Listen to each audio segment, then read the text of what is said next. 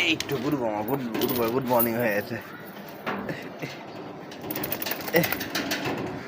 গুরু বলে হ্যাঁ শিকলটা আটকে দিছো তুমি? হ্যাঁ শিকল আটকে দিছো কেন?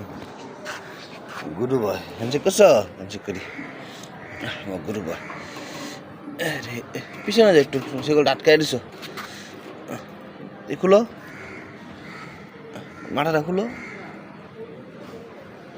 শিকল আটকেছো কই তুমি? শিকলটা কই আটকেছো? হ্যাঁ আটকে কই সিটকিনের মধ্যে আটকে চলেছে শিকল। হ্যাঁ খুলো হন, যাও ঝপ ঝপ আসে যাও যাও।